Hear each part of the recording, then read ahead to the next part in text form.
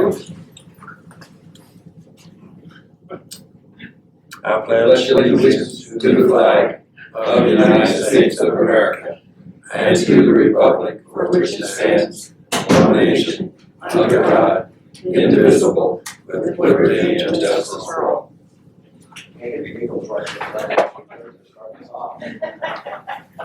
I was looking at Ken and I couldn't help but laugh. I have to look clear. He's something about being involved, I don't know. Okay. We're here, public comment. Any public comment? None. Looking at the consent agenda, has everybody had a chance to read the minutes? And we had some nice thank you letters. There were. Yeah. So it's Always try not to give you the bad ones. Randy Dairy was really well written down. So I appreciate that. Let's even play his musical instrument. We could probably need something. Yeah. Do I hear a motion to approve the consent So agenda? moved the approval of the consent agenda items as presented. I'll second that. And moved and seconded, all those in favor of approving? Aye. Passes unanimously. Okay, then we got the heavy duty stuff here, the budget assumptions. Did everybody get a copy of the budget assumptions? Yes. So now, what we'd like to do, I didn't bring them up on the screen. If you have any comments or thoughts about the rough framework, again, we're trying to predict where we think next year, 21, 22 is going to look like. What are we using for a revenue forecast? Right, this year. Well, it's, this is the hard part about it. When we show you the financials, and you look at how, no matter what we predict, we're way off. We didn't do a very good job of predicting what life would be like under COVID, or how it'll change. We're going to try and use as much of our current data to predict what we think will happen in the next fiscal year. That's the best that we can do. Our budget is our best guess of a future event, it's always tough. And especially in an environment where we don't know. The key part is, are patients going to come back to get healthcare? I noticed, Charlie, in the article that you sent out, the disparity between what they were thinking, 55 billion to 122 billion in loss or something like that, a huge swing both ways. So all of the nations are guessing with us. Absolutely. And I think I sent you the American Hospital Association's information about the losses are going to continue for at least another year. But what we don't know is the impact what the bill that's before the Senate now. If it is 1.9 trillion, whatever the number is, it's a really big number. And something will come out. How much will that impact us? There are components that would be very beneficial to us. And then once that's done, there is talk that there will be another series of opportunities that could dramatically help. Still in the Senate, I think, but they're gonna, I assume, vote on pretty soon. There's a lot of money in that bill for hospitals. And what about retroactivity on our current, we've already received some money. We know that the payroll protection program will be forgiven, but on the other side. Do we know that yet? Have we gotten it officially? We have gotten the application to file to get that forgiven. So we wanted to wait with filing that to determine if we were eligible for the next tranche. There is a second group of money that we could have applied for, but we would have had to show a reduction in revenue of 25% in order to qualify. And we couldn't quite show that much of a reduction, so we're in between. So now that we've reasonably come to the conclusion that we can't show that much of a reduction to apply for that, then we can apply for the PPP having it released. I was looking at the other COVID money that was given through CARES money? the CARES money, yeah. So right now, it looks like we're gonna be repaying, but are they considering non-repaying? They're considering non-repaying. I don't, you know, and to try and predict what will happen, to me, it's a fool's errand, because I can't figure it out. But we should have a final answer on the first wave of the PPP within the next 30 to 60 days, right? I think so. I think so. Again, it was just, we wanted to finalize, could we possibly apply for the second tranche? And because you can't file the PPP forgiveness application if you're going to file for the second tranche, you have to do it in sequence. So that's why it still is uncertain. That's the best of my knowledge. Back to the budget assumptions then, you know, the 5% global master charge, 5% on. Our best guess as to what this year's revenue is going to be.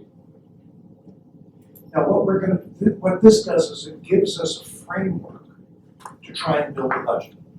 And then once we build that budget, we get it to you as quickly as we can. And try to use some, if we can do this, we've got to balance the budget. So as we're doing that, we're going to look at what can we add, what can we not add, what do we have to take out, and make it work. Those are all the components of it. This is just to give us a starting. Sure, each department is bringing in their own capital requirements and all those things. I think I reported at the last meeting, we had budgeted $1.9 million in purchases, capital purchases, and we were at $700,000 as of, I believe it was the first part of it. So that doesn't mean we're not going to still make some purchases that are expensive, but we're not anywhere near spending Probably a good thing to do right now. some things we can't put off, and we just have to go through them. As an example, I learned yesterday that the hood that we have in our pharmacy will need to be redone. So when we make up, the pharmacist makes up chemotherapy drugs. They do it in an environment where it's vacuuming the air out so that they don't breathe in the fumes as they're making, combining this medication. They don't get sick. And it gets inspected on a routine basis, and it's now found not to work properly. So we've got to get that fixed. So those kind of things that, so I would ask that we take these budget assumptions that I sent out to everyone and said, and say, let's give it our best guess. And try and put something together. But I need you to approve these guidelines. You have, I mean, it's our best prediction as of right now. No, I thought they looked A big part. I thought they looked very reasonable. One with the unknowns, it's okay, yeah. So do I hear a motion? I so move that we accept the budget on assumptions Assumptions. as presented by Charlie. Okay. Then moved and seconded to approve the budget assumptions for fiscal year 2021-22 as presented. All those in favor? Aye. That's unanimous. Okay. Loose light medical service. So let's start up with our financials. Because we kind of jumped here. Yep, sorry. So one of the things that Joey did is, in looking at the reports that we've been providing you for the last several years, he said, why not try a little bit different, showing it in a different way, and seeing if this might make some things more clear. What I said to him was, thank you very much, our financials aren't great, but the report looks nice. So, when we look at, this is kind of a busy slide, but what we,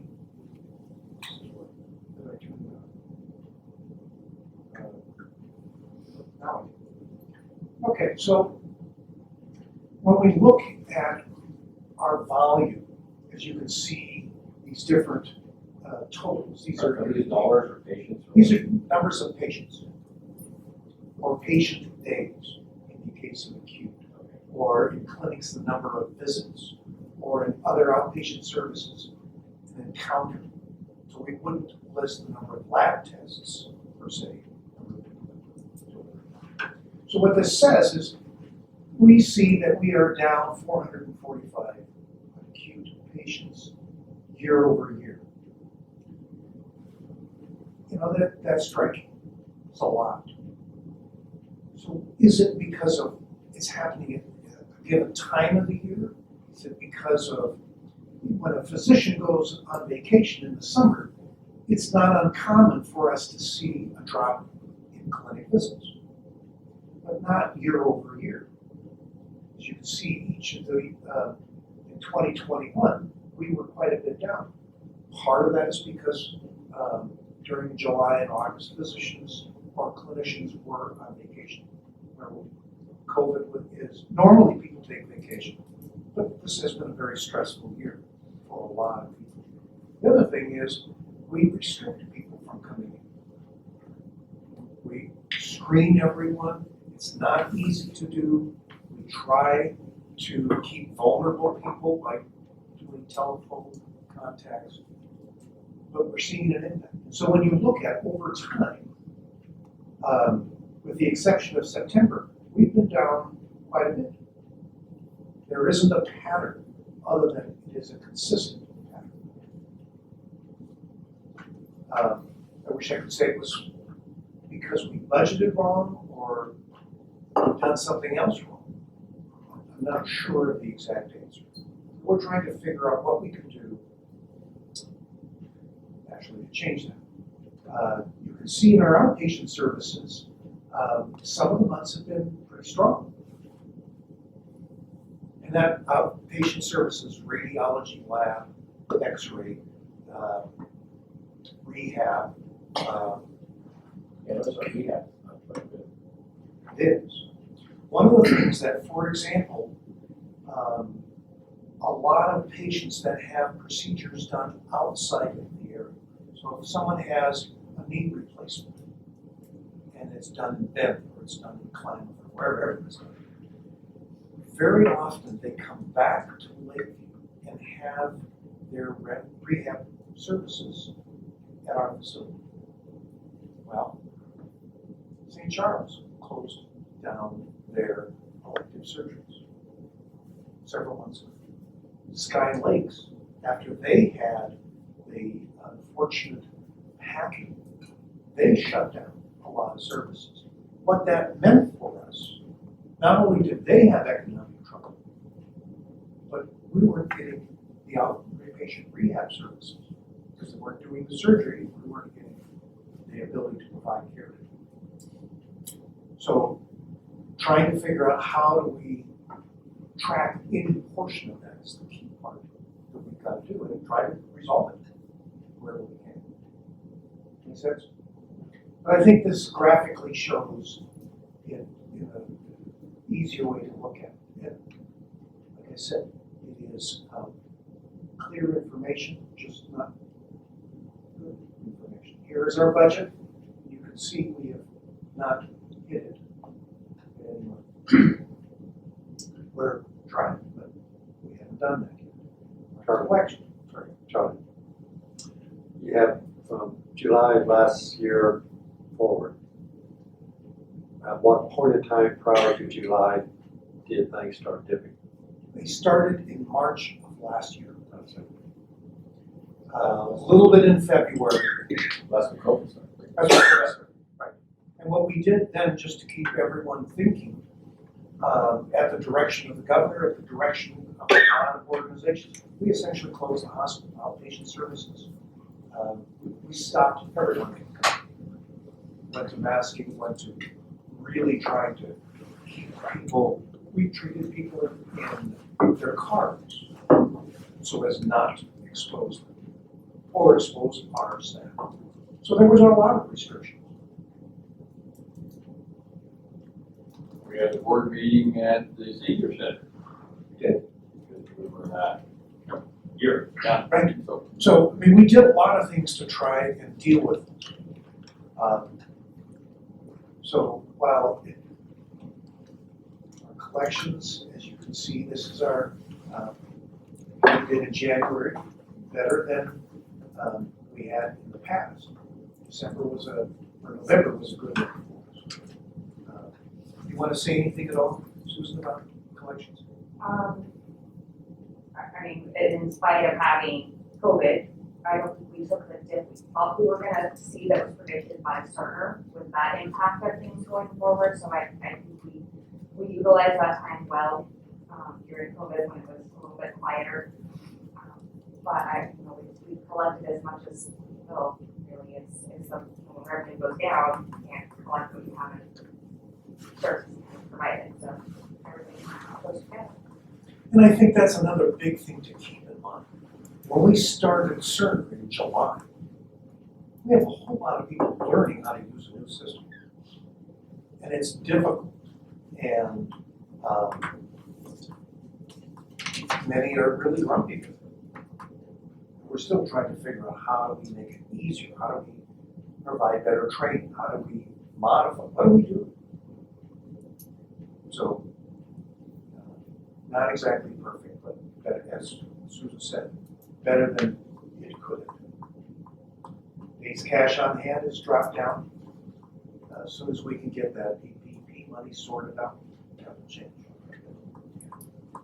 I don't need to race through this, but what we did was look at, instead of the normal financial report like that, and I'll show you that in a second, what this graphically shows is, okay, these are our expenses, month over month, our revenue deductions, and you can see the big revenue deduction we talked about in December, revenue itself, and then our net income. We still have a lot of revenue deductions in January. We have a plan, we're working on that. Have we hit the bottom of the bin yet? We're working. We're working. And, you know, I want to remind everyone, as we're looking at this, when we offered the job to Susan, she walked in where the previous manager, there were a lot of things that needed to be addressed and hadn't been over time. We have, you know, that old story about writing 3 letters. So for Susan, she had a lot of catching up to do from what had happened in the past. Some of this is a reflection of how that was impacted by what we did or didn't do very well. Our newer system is really better. Pretty confident it will help us do a better job. That doesn't mean that Susan's off the hook with old stuff, and it doesn't mean everything's going swimming. It's a combination. This is the January that we're reporting. As you can see, our revenue was $3,616,000 total revenue. Bottom line is $587,000. For year to date, $2.8 million. I like the bigger print too, Charlie. We can see it on the screen. That's another good plus. Jen was very good at double checking. Joey, yeah, Joey and I, when he did it, we came in here, we displayed it, we made sure Joey was back there looking at it, so. Good, thank Because you. we wanted to make, I mean, like I said, it makes it easier to read. It's not the information I'm going to use. I can actually read it from here too. Here's our balance sheet. The unrestricted cash is still generally considered restricted. But other than that, you can see that not a lot of changes.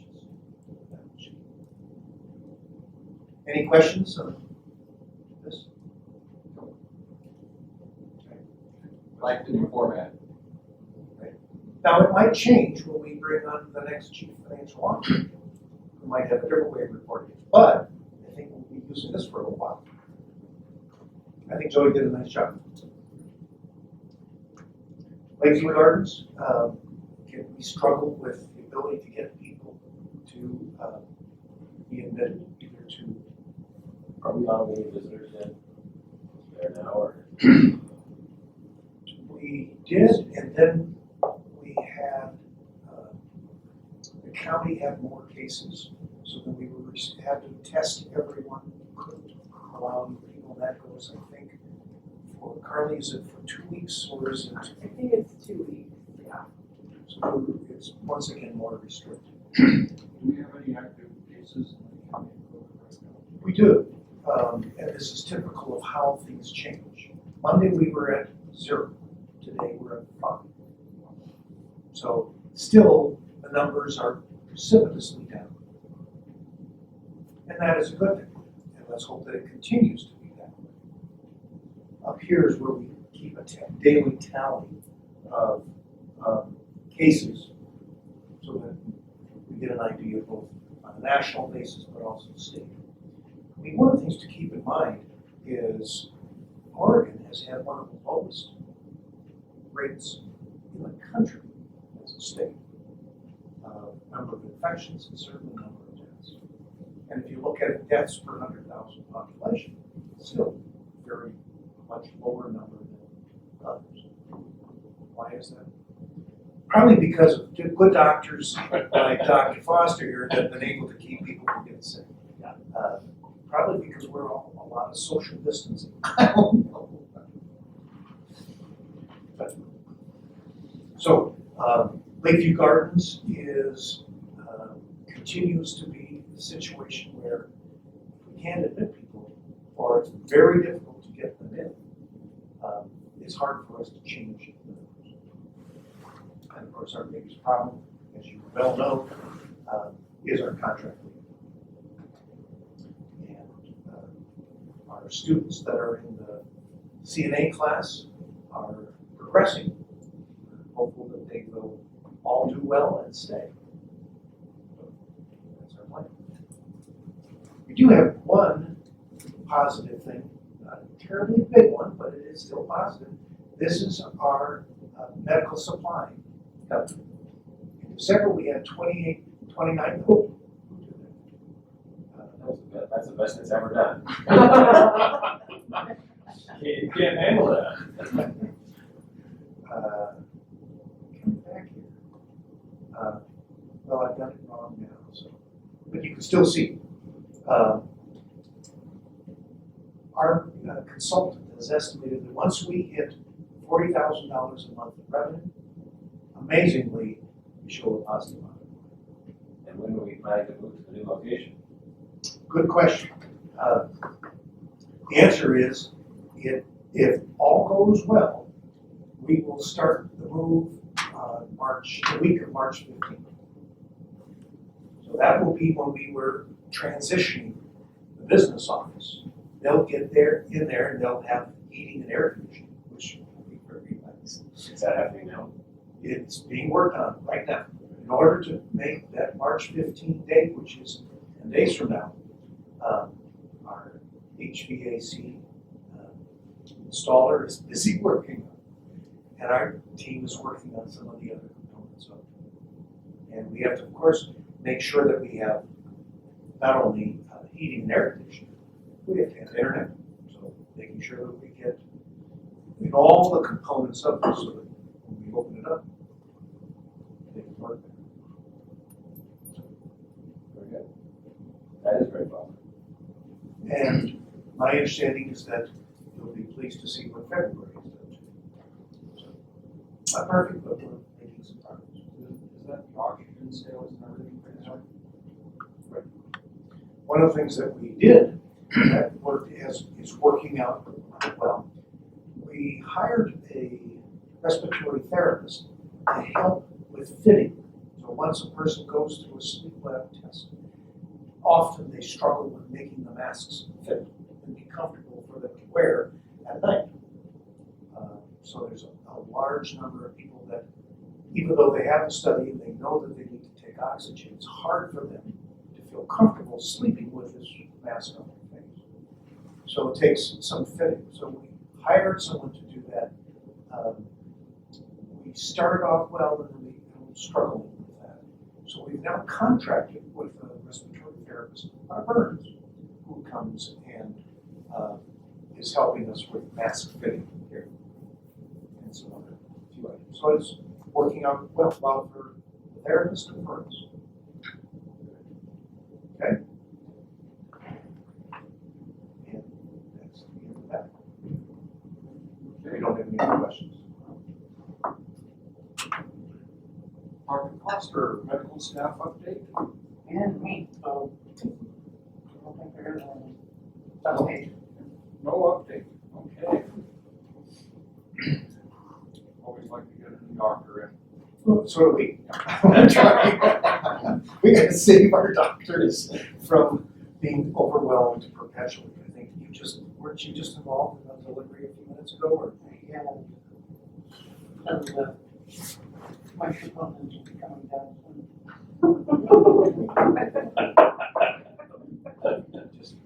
Okay. I didn't have to wipe my So everything is going fine. That's all we need to know. Moving on, recruitment. But it'll be just amazing in a rural place, things are, you know, boring a lot of the time, but when it's on, it's getting on, it's like or death. That's why we have you. So before we go to recruitment, what I'd like to talk about is we've sent out some policies that home health and hospice need to have approved by our board. We don't bring a lot of policies to you, in part because in order to read all of this, you'd never get anything else done. So on occasion, we do bring some policies for you to look at. And So are these new, or are they changed from what was the policy? it's just the updated version and the latest version. Yeah, including COVID language and stuff like that. And Krista, the reason Krista brought him is she expects her surveyor should be here anytime in the next couple of months, and her requirements are that the board approves her policies. In many organizations, many hospitals, the board gets inundated with policies for every component of the services that we deliver to review and approve. It is my belief that you're asking our team of experts to review these policies. For example, in home health and hospice, Dr. Grant is the medical director. And that Krista, who is the manager, is on top of the rules and regulations. And Dr. Grant, who's the medical director, is looking at those. And so for us to ask you to approve lots and lots of policies like that, many of which I struggle with understanding. So it's hard, I would venture to guess that we would have a hard time. Right through it, So for me, asking you to approve policies that it's unreasonable to expect that you would know, other than we're following rules and regulations. And be rest assured, we have all the policies. At any time, we're happy to share them with you. And we have elaborate tracking systems and whatnot to ensure we're up to date. That's the key part. Now, is this an audit that they're coming down for, Jen? We get audited everywhere. So, for example, today I just got the report for the mental health services, our wellness program. And they come in annually or biannually, depending on how often they do. They did that last survey last fall remotely, and we just got the issues, and then they asked for what's called a plan of correction. And the state is a very systematic process for reporting and fixing the issues that they address. It's a very common process. So, I would ask that you would approve these two policies, that we set out to quality assurance data collection and the infection control. I would so move that we accept the two policies presented to us for home health plan. Okay, moved and seconded to accept the quality assurance and the infection control plans as presented, policies as presented. All those in favor? Aye. Thank you. So when we talk about recruitment, several of you have asked us, what are we doing? How are we trying to get finding people to fill positions? And barring giving all sorts of details on where we're trying to advertise or how we're trying to find people, it's an ongoing battle every day. Some days it looks like it's getting better, some days it becomes more and more frustrating. We've talked about different strategies. Maybe we ought to add extra money to a given position as an enticement for people to take that position. The challenge that we get into is as soon as we start doing that, what's to stop other employees from saying, wait a minute, my job is equally important and it's just as difficult. For this position, you ought to pay more. It's similar to the argument of let's make the minimum wage $15. In Lakeview, if the minimum wage was $15, the cost to this organization would be significant because we have lots of people that make more than $15. We have a lot of people that don't make $15. And so it would have a dramatic impact on us. So as we look at those kinds of things, we have to be strategic about it. We have tried in the past to give incentives to people to recruit somebody. Ask a neighbor or talk to somebody, a cousin, or anywhere to come back to Lake.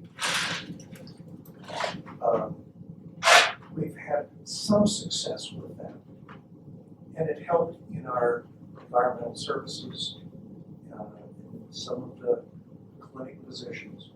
It wasn't a resounding success. Sort of middle. But what I would be interested to hear is if any have any suggestions of what else we could maybe do. Charlie, the one I think that's been kind of eye-catching, at least to the public, that I am around is talking about is that $1,000 bonus with the environmental services. How does that work? How do they obtain So $1,000? That's always the question. it's What's split, the catch, I guess I'm asking? yeah, Okay. so they have to commit to us. They get a small portion when they hit 500 hours. Okay. And then they go all the way until they hit, I think it's 12 months, and then they'll get the rest of it. So, and that's the way most of the recruiting bonuses go. Not all, but most. But when I look at any certain positions where we are spending well over $100 impact wages on traveling professionals, and I look at, we're spending the money already, why not try to take some of the money we're spending for the highest cost contract travelers, to look at those areas and try to focus on local recruitment versus travel.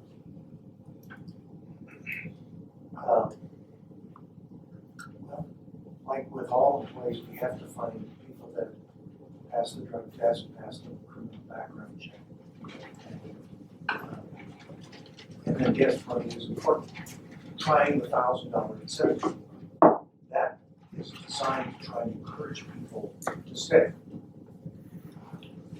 But maybe the other thing besides just dollars. One thing we talked about is our education granting program. We have a fair amount of money. And so we've been looking at what are the options that other employees would have, and how are other hospitals in the area helping people to advance and improve themselves. Whether we want to talk about it tonight or have a sort of a work group within the board to talk about what should we do about our grants for any kind of education. What's your pleasure? Would you like to talk about it as a group as a whole, or have a subcommittee talk? I think having a work group discussion on it would be very appropriate. Okay. You can see the amount of The entire dollars, board, amount of dollars that we're spending on contract services is substantial. It's substantial. Absolutely. And it's not an easy solution, but I think it'll take more than a few minutes discussion to get a strategy. Well, we have compared what we have done historically with our loans or gifts to any education program. And I can assure you, it is significantly more robust than the larger hospitals. Significantly more robust. Now, is that, so we have to think through, not only is it what are we doing for our community, we have the need, they have the need, they need a larger group of people asking for money, so we go quicker for that, but roll the tape. So, if it's all right, I'd like to try and schedule probably about after April 16th, if that would be acceptable, to have a morning or half-day strategy meeting to talk about several issues. worked for me. If we can, Jen will try to set up a time so that we talk about this issue and a couple of other issues in more depth. Okay. Can I address any other questions about recruitment or maybe Rebecca, do we have any questions? And retention. And retention. Is always absolutely difficult thing. Rebecca, at the last meeting, I think you had 3 remaining in the class. Yes. Are we still at the 3, and will they continue and graduate? So we still have 3, however, one just did not pass the test this morning. So they'll have another opportunity. But right now we have 2 that have passed the test, and so they are working on their clinicals. So, Get them on a tutor. well, yeah, they'll, so what I'm trying to find out is if it's test anxiety, and if that's the case, I can help them with that, because, I taught college for many years and saw that a lot. But if it's an understanding of the materials, then Michelle Williams, our ADNS, and Marilyn Holt from KCC will work with them. So. Thank you. Okay. Next on the agenda, the CEO report. There's a couple things I wanted to talk a little bit about. I think this is some very recent information about what's happening with COVID and vaccinations. So that's a hot topic for everyone. Just so that you know, we hit the mark the last couple of days. Over 1 million people in the state of Oregon have been vaccinated, at least one shot. And this is the volume, and this came out of Oregon Health Authority. What this says is, for the state, Oregon Health, we, in the week of February 22, we got 100,000 vaccines sent to the state of Oregon. And how this is the Pfizer volume, Moderna volume, for the total. that distribution was in part to the retail pharmacies. FQHCs are what are called federally qualified health centers. And they're very much like a rural health clinic, but they have an independent board of directors. So they're not typically part of a hospital. They're in the state of Oregon, one of the very large ones. They're often found in more urban settings. I think Yakima Valley Farm Workers Association manages 30 or so in both Washington and in Oregon. So they're a big provider. As you probably have heard, there are pharmacies throughout the state that are being given vaccines to vaccinate individuals. So that's an addition. So that's a really positive thing.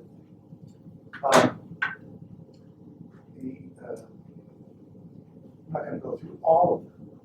Johnson & Johnson, many of you have heard, it's just been approved. And we received so far in the state of Oregon 34,000 doses. In Lake County, we've received 100 in the last day or so. And this is the one-shot vaccine. This is the one-shot vaccination.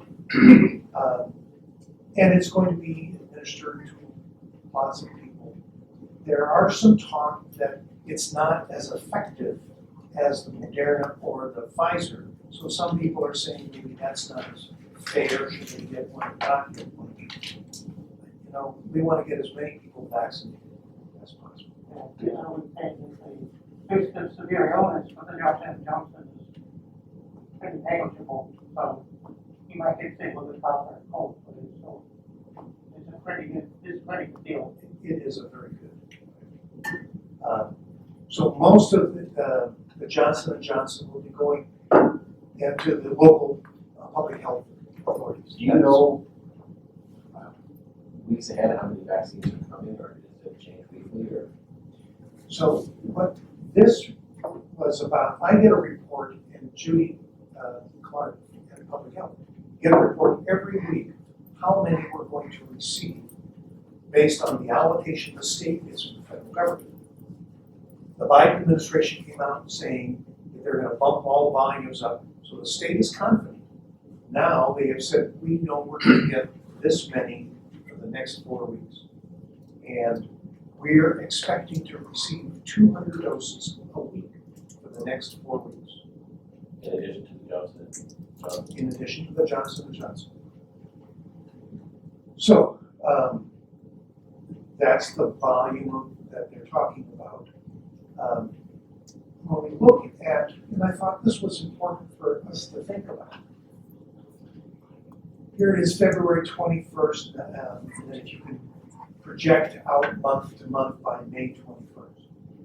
So if we continue at the vaccination rate that is occurring throughout the state, and a large amount of the vaccinations are being done by hospitals in coordination with public health. But in the Metroplex area, it's being done at the convention center or in Salem at the fairgrounds, that kind of thing. So if you follow this trajectory, this line here is 70% of adults. They're estimating that close to the end of April, 70% of all adults in the state of Oregon will have gotten vaccinated. That's extraordinary. What's the percentage for herd immunity? Well, Dr. Fauci, you may be able to, what Dr. Fauci said on the press on Sunday was, I don't know, it could be 70, 80, 90%. So we're encroaching on that. Getting close. And that's the key part. So in Oregon, that's the total population of adults based on what the population estimates are. So when we think about how quickly from December, when we started vaccines being administered, to getting to that point over here, you can see how this is the rate of vaccinations. I think it is, oh, it's cumulative This is something that Oregon. It's just Oregon, yes. So the doses you're talking about for Lake County, is the entire county going to public health, correct? Both north and south. Yes. Yes. So, So public health is also taking care of North Lake as well. oh yes, Okay. oh yes, absolutely. So this is really hard to read and I apologize for that. But what this, I wanted you to see, this is an interesting report. I know it's really difficult. So do I need to make it larger? If you can. So what this says, that's important, is here are the counties. Here 21 is Lake County, right in here. This is the population of 65 to 69, population that have been vaccinated, and that's the total population. So for Lake County, as of March 3rd, now this did not include the vaccinations we did yesterday. And yesterday, we vaccinated, as of yesterday, we have vaccinated 1,386, and this lists us our total at 653. So you can see we're up by 800 from this report. Okay? Of those, 800 are fully vaccinated, 586 have had their first dose, not their second dose. And this is how each of the counties are doing. You can see that as a percentage for the population 75 to 79. For Lake County, we were at 33%. The best are the green. So we're not doing bad, especially now once this gets updated with our actual numbers. So where do you get this report? This came straight from the Oregon Health Authority. Okay, so that's online. No, I get a lot of reports. We don't, I'm not sure how much of this is public information, so I want the public to know. Okay? Well, they And do, it changes daily. they do show by county, percent vaccinated per 100,000. Correct. Right. But this is much more detailed. Oh, yeah. This is granular, I kind of like it. So I'm happy to send this out, but I don't know how many people really want to detail this. Like I say, it changes, it's way off from where you really are, this report here. It just hasn't been updated. Yeah. And at the rate we are vaccinating throughout the country, throughout the state, it is increasing a lot. So now our next stage is, how do we encourage more people to get vaccinated? How do we find people that new studies are coming out showing that 35% of the population does not have a primary care physician and has not been to a hospital. So a lot of the people that we're contacting or we're trying to encourage to come in, we have some contact or reason to connect with them. Well, How do we get those people that don't? I know that we're putting stuff on social media when Judy has things coming up. So not everybody looks at that. Perhaps we should put something in the newspaper. So we advertise in the newspaper when the process, and what we want the public to know is, don't just show up, because then people get grumpy, because they may have to wait. So call and make an appointment. One of the struggles we're getting is that people may only have a certain amount of time during their lunch hour. So we've got to, how do we plan to do that? If we continually have vaccine clinics on the weekends, that adds up over time. It burns out our employees. We want to be as thoughtful as we can about it. So we've been advertising on the radios, at various channels. So we're trying to get the messages.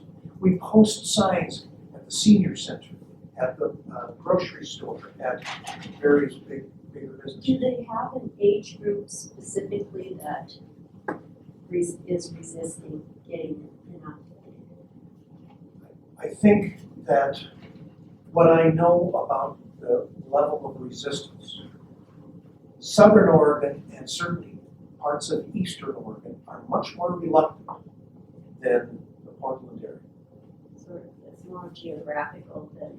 It appears to be more geographical, but I don't know as how anybody has actively studied what age group or what cohort of people are saying they're not trusting.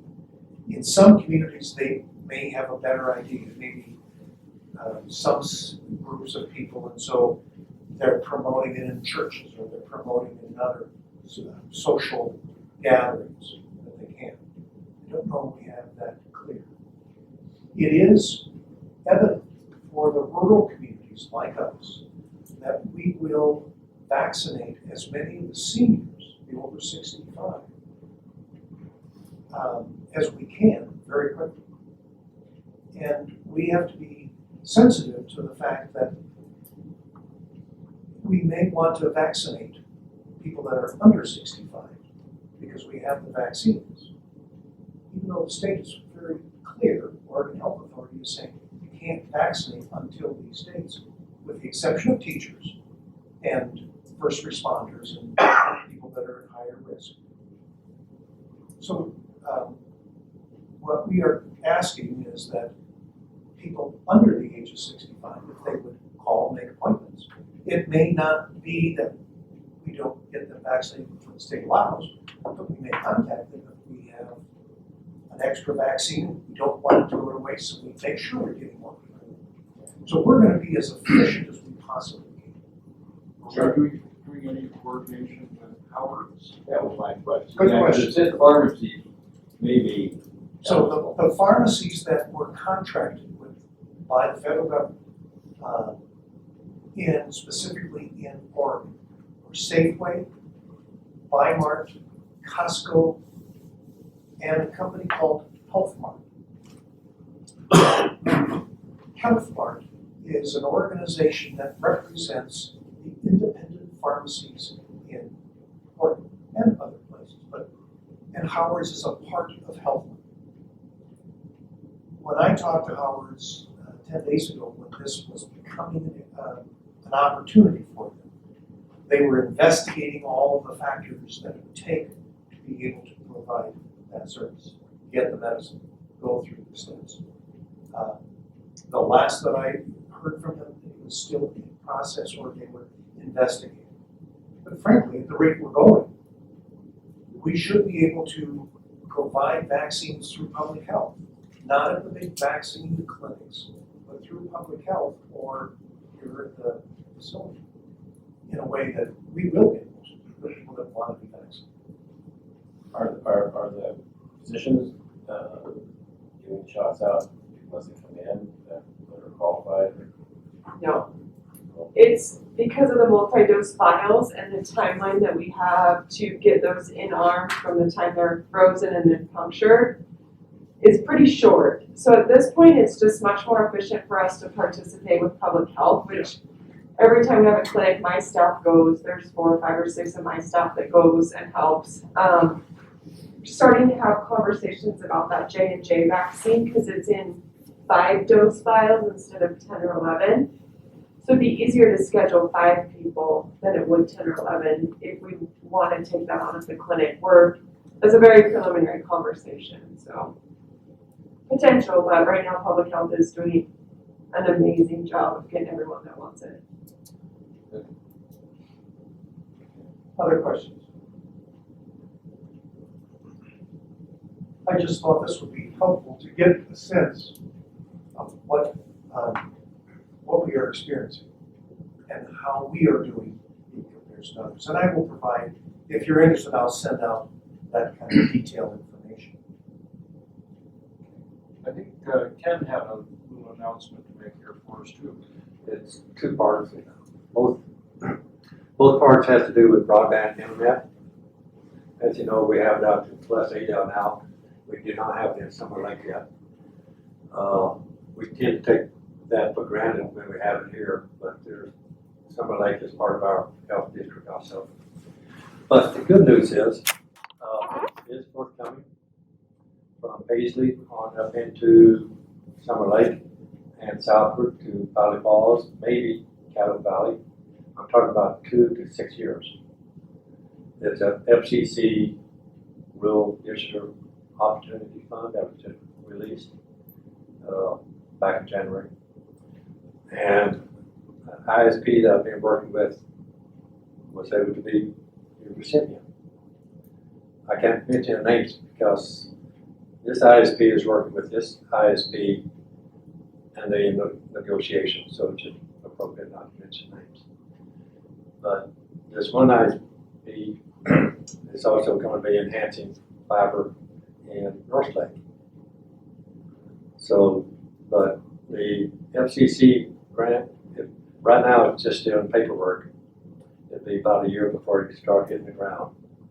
And they have 6 years to get it all done. So Water Valley is working up and running now? Yes, came about Christmas present. Both north and south border? Yes. We got the fiber into there and it was lit just before Christmas. And fiber is not connected to all the residents. So we had another wireless company came in, hooked onto the fiber to get it out to the homesteads beyond the fiber. But what's going on between North Lake and here is this FCC grant, and over 2 to 6 years to be developing. Now come the point that I really want people to take a donation hat and collect some money, 500,000. Don said he has it. Just that right. Well, I don't have my checkbook with me, I'm sorry. Okay. Well, what we need as a community and what North Lake needs as a community is backup redundancy. What we have is CenturyLink coming over from Cape Falls. It's only about 48 strands of fiber and it's not fully utilized. The bandwidth, because it goes out to other providers and everything. We're a little bit short on bandwidth. We always need, and in the coming years, we're going to greatly need more and more bandwidth as computer and IT stuff grows. And also CenturyLink periodically is attacked by backhoes, whatever, it goes down. Which affects us getting our communication out to Natchars or anybody else. So the one divide between North Lake that has one fiber coming in to the clinic and the school, and us having one fiber coming in, neither North Lake or us has backup redundancy. And there's one geographic area that is in Piedmont, even though someone Lake would get it, and North Lake would get enhanced Picture Rock Pass. Most grants and everything are given for residents and businesses. You don't get a grant for redundancy. To get it over Picture Rock Pass from Summer Lake to the North Lake, Christmas Valley, may cost up around $1 million hypothetically. There's 2 companies. One's going to be coming through anyway, but they have other objectives other than just a data conveyance. This other company would like to piggyback onto there, and those 2 are in negotiation now. But coming up with $1 million is tough for both of them. But together, they need about $500,000 to get that connection between South Lake and North Lake, which will give us redundancy and give North Lake redundancy. So what I'm asking is not for Lake Health District to write a $500,000 check, no.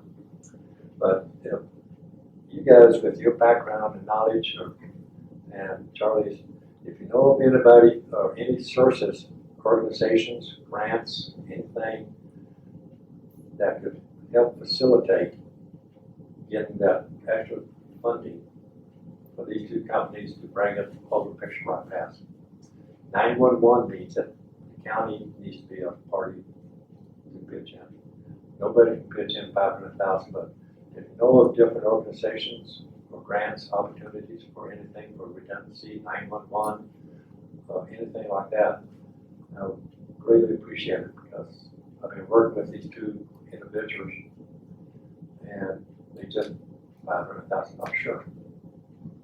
So if you wake up at 3 o'clock in the morning with an idea, write it down, please. Isn't that Skylink just about to come online too? It's invaded. Which one? Skylink, satellite. Yes.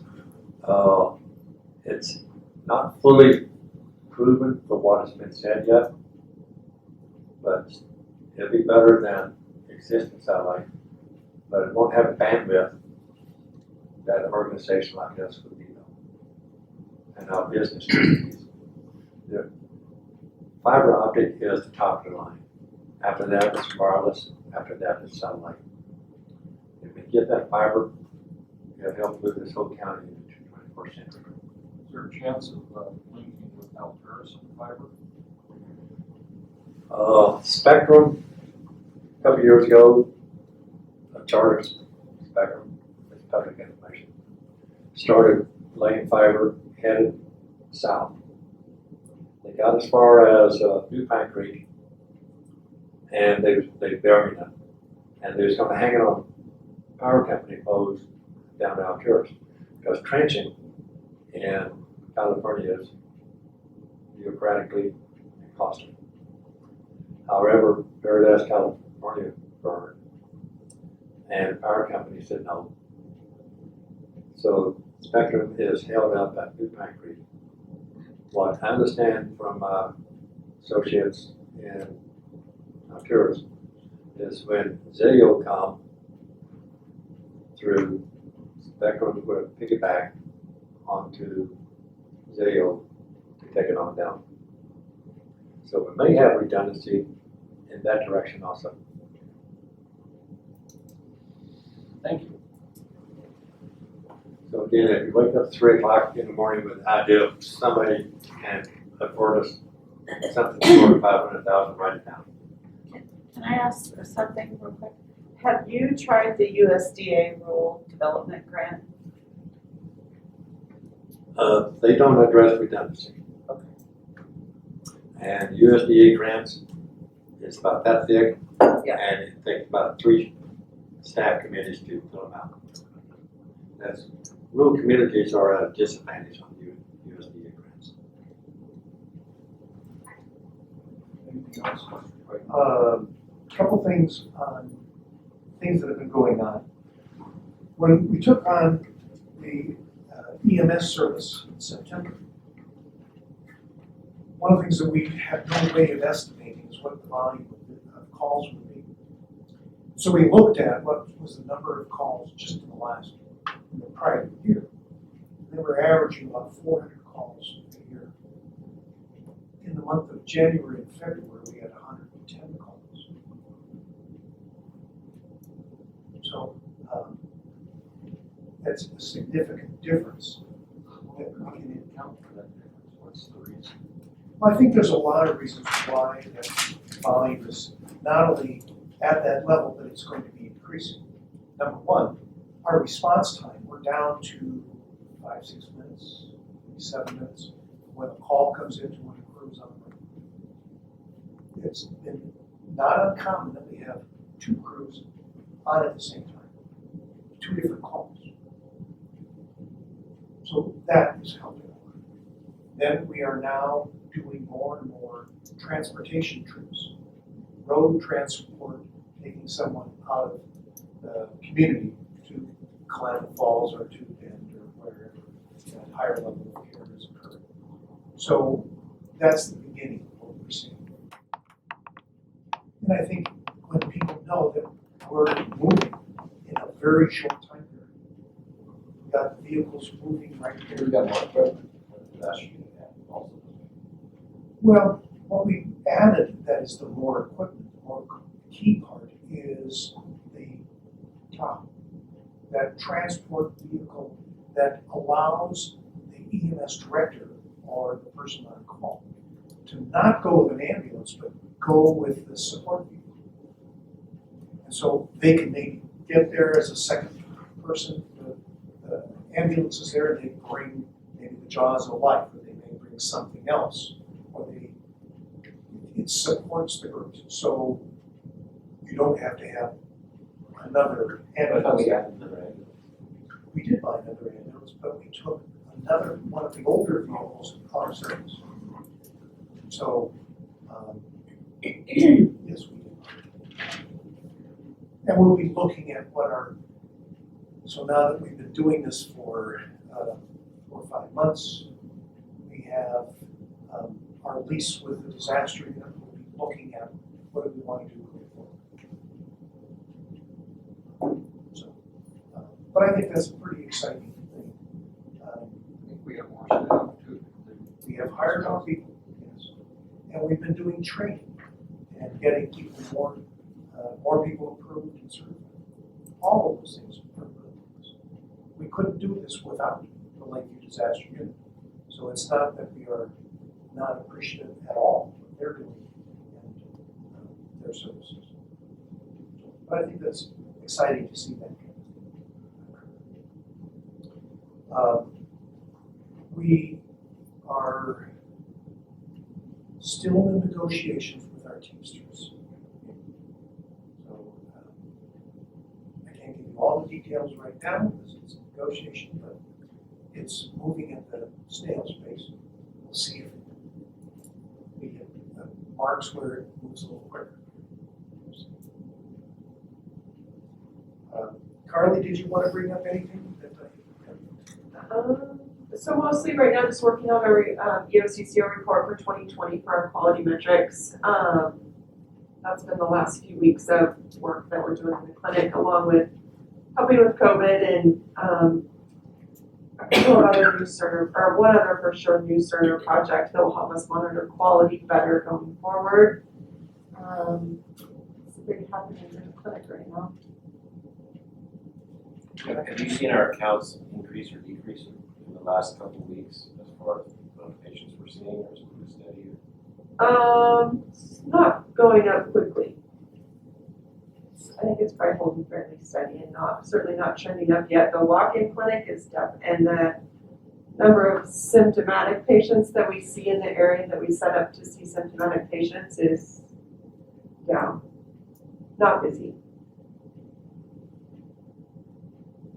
Rebecca, anything you wanted to add? So I'm still trying to get more information about the youth grants program through KCC, but that's something where to address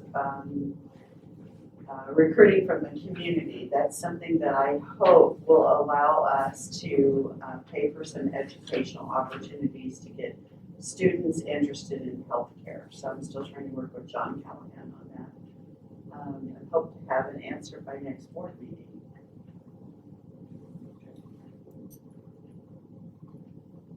Susan, anything else that we didn't?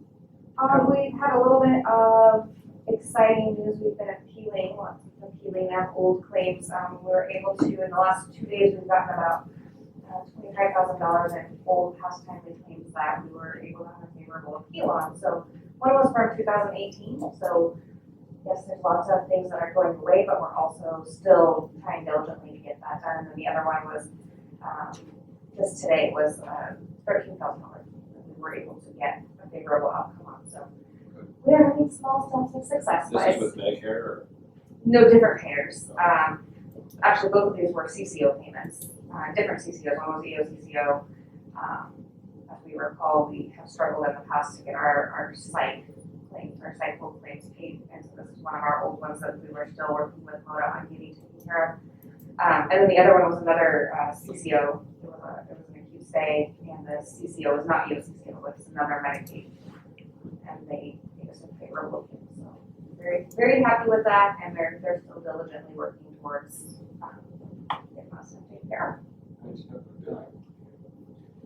Last but certainly not least, the Triangle family logo that we have had for a long time, we're working on updating our logo. And we'll be asking our employees to choose amongst these designs. We may have another design too. We'll be asking you for your opinion, if you like one or another. You don't have to decide now, we'll be sending it out to you. But these are the close to the last options, And that will really help us once we change our logo so that we are going to be updating our website with a different company and so forth. That's what we're hoping for. I've seen the mock-up and it's a really, really rough mock-up on our website. But just looking at the flow, it's gonna have a much easier use to it with buttons, big buttons and easy to read, so it's really exciting. Charlie, why 2 trees? One big, one small. We did want 3. And you wanted more than one. That's exactly right.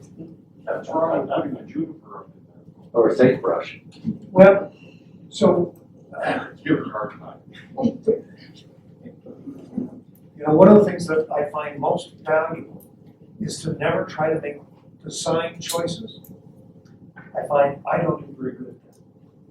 I would have probably picked the triangle people easily. My design thought is very clear. So, other than that, that's it. Okay, good. Anything for our executive session? No, unless you have something you want to talk about. Okay. Well, in that case, we stand adjourned. Thank you, Charlie. Thank you. Thank you, ladies. Thank you all.